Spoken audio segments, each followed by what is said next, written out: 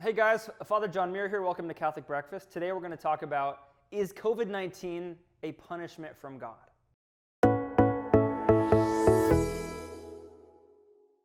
So is COVID-19 a punishment from God? Recently there was a poll to that effect, and 62% of Americans believe that the virus is a sign of God telling humanity to change, or felt that it was somewhat a sign of God telling the world to change.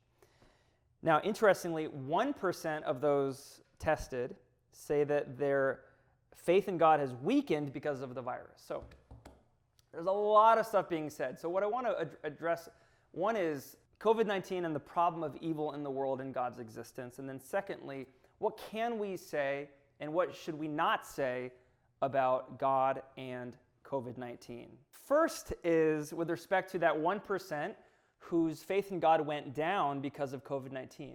What I actually want to say might surprise you, and it's this. There's something pretty logical about that.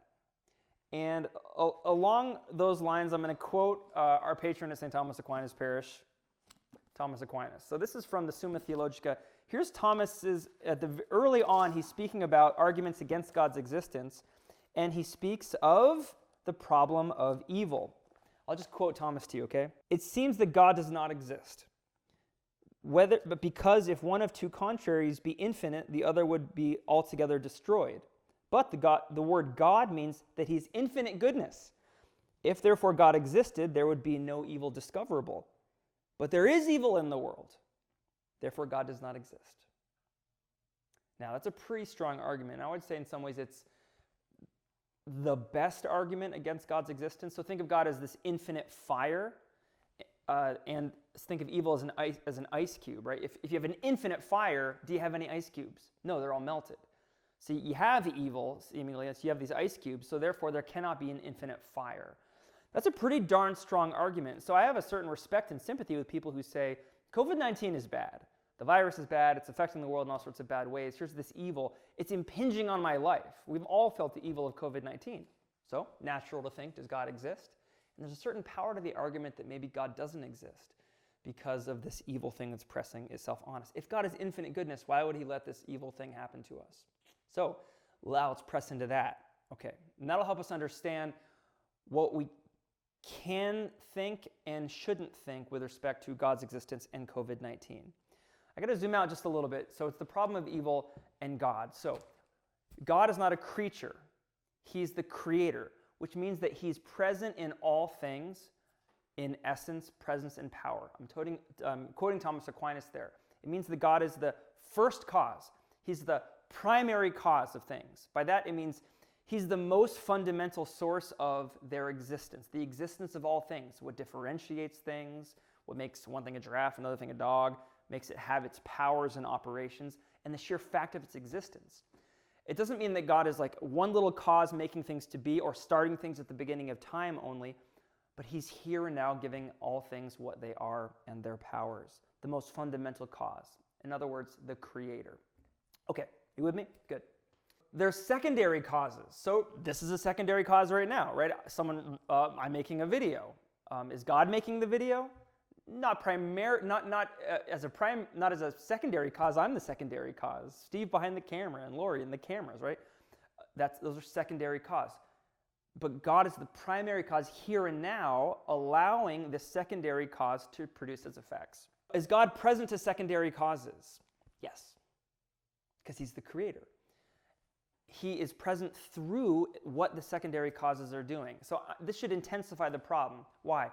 Because COVID-19 is a nasty little bugger of a virus, as all novel viruses are that get into the human family. And you have to ask the question, if God is present in COVID-19, and he must be through essence, presence, and power as the primary cause, immediately present to the secondary cause of the coronavirus, then what's going on there? So again, press it one step further. So all of the negative effects of coronavirus, economically, psychologically, the physical death, etc., he's present there. Okay, how does Thomas handle the presence of evil and God's presence? Here's Thomas's response to the objection about you can't have two contraries exist if one is infinite.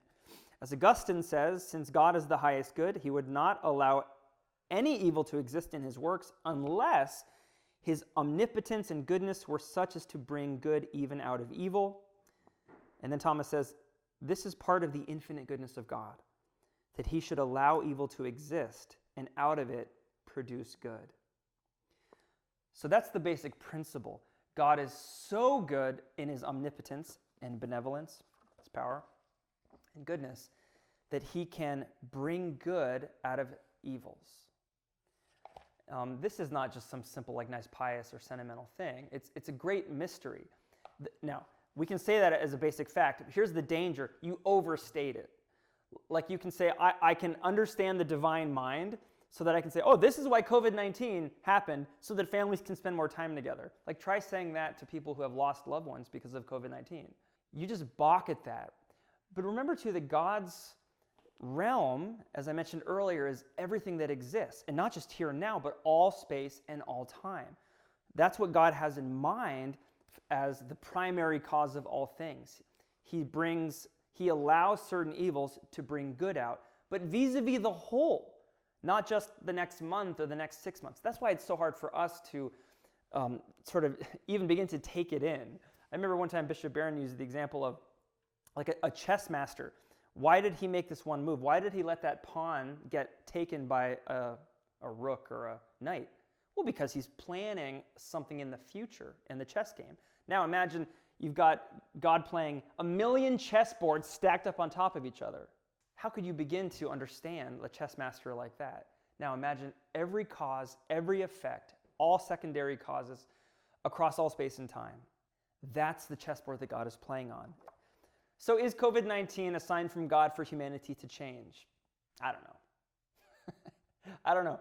I think Thomas Aquinas can help us understand, because of the nature of God as creator, that his mode of causality, his quote-unquote reasons for doing things or permitting things, it's always infinitely beyond our ability to grasp. So a certain sense of humility there, I think, is really called for, as well as not presuming to know things that we really don't know about the divine mind. And that's, I think, healthy for us spiritually and intellectually. But secondly, because God is present to secondary causes, present to the effects of even evil things, that God is working out his mysterious providence and benevolence here and now, even through something as difficult and painful as COVID-19. So I think it is a healthy spiritual exercise to look for good effects and to praise God for those good effects, even through something as difficult as COVID-19. Maybe including and especially chances to grow in virtue, above all, love. That being said, we don't want to say too much about what we think God is up to. Thanks for joining.